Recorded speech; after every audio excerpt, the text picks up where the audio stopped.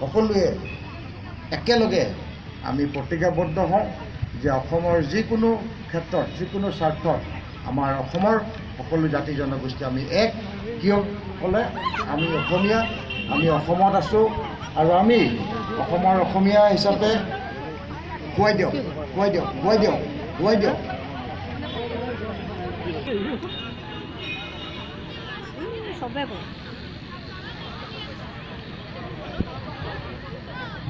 হয় বিহুৱে এটা আমাৰ জাতিক যাতে চিনাকি দিব পাৰে তাৰেই উদ্দেশ্য লৈ সকলো জাতি জনগোষ্ঠীৰ মাজত বিহুটো যাতে আৰু পপুলাৰিটি পায় তাৰ কাৰণে আমি সকলোৱে একেলগে কাম কৰোঁ হওক এই প্ৰতিশ্ৰুতি আৰু অনুৰোধেৰে মোৰ বক্তব্য সামৰণি মাৰিব খুজিছোঁ।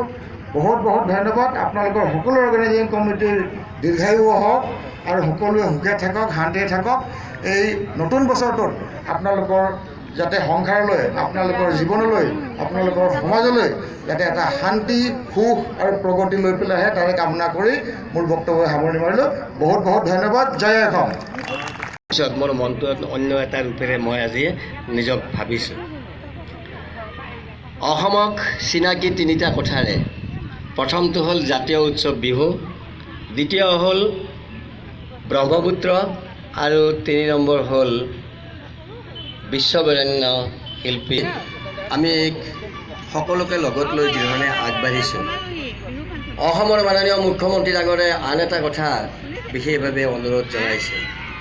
আগতে আমি বিহু বুলি ক'লে বিহু নতুনকৈ প্ৰাণ পাই উঠক, ঈশ্বৰৰ আশীৰ্বাদ লাভ কৰোঁ আৰু বিশ্বৰ দৰবাৰত অসমীয়া জাতি তেনেকুৱা এক শক্তিশালী আৰু সংস্কৃতিবান জাতি হিচাপে আমি পৰিচয় দি আগুৱাব লাগিব। আৰু এইটোৱে মোৰ আহ্বানেৰে মোৰ বক্তব্য সামৰিছোঁ। নমস্কাৰ। জয় আই অসম। সাৰ্বজনীন ৰঙালী বিহু উৎসৱ উদযাপন সমিতি বকলীয়া সমিতিৰ দ্বাৰা আয়োজিত ৰঙালী বিহু উৎসৱ উদযাপন এই পতাকা উত্তোলন কাৰ্যসূচীত উপস্থিত আমাৰ মুখ্য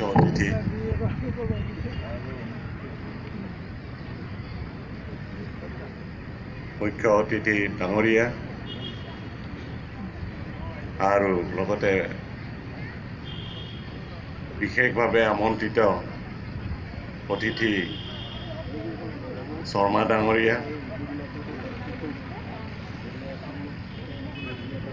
আমাৰ স্থানীয় কাৰ্বি আংলং অট'নমাছ কাউন্সিলৰ সদস্য ডাঙৰীয়া আৰু আমন্ত্ৰিত অতিথিবৃন্দ, লগতে আজি ইয়াত উপস্থিত সকলো আমন্ত্ৰিত অতিথি আৰু পতাকা উত্তোলন কাৰ্যসূচীত উপস্থিত থকা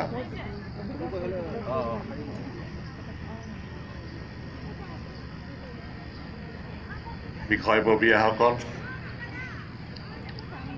আজি বিশেষ ক'বলগীয়া নাই।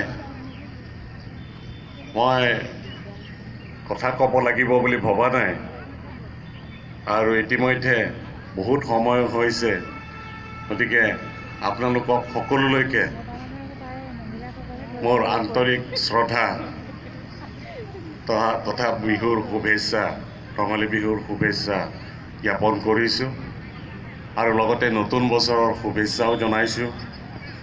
আৰু এই কাৰ্যসূচী 50 বছৰীয়া স্বৰ্ণ জয়ন্তী উৎসৱ সাৰ্বজনীন ৰঙালী বিহু উৎসৱ উদযাপন সমিতিৰ সভাপতি, উপসভাপতি, কাৰ্যকৰী সভাপতি, সম্পাদক প্ৰমুখ্যে সকলো বিষয়ববীয়ালৈ আৰু বকলীয়াবাসী ৰাইজলৈ মোৰ আন্তৰিক শুভেচ্ছা কাৰ্ডম তথা নমস্কাৰ জনাই মই মোৰ বক্তব্য ইমানখিনিকে কৈ সামৰণি মাৰিছোঁ। ধন্যবাদ। নমস্কাৰ।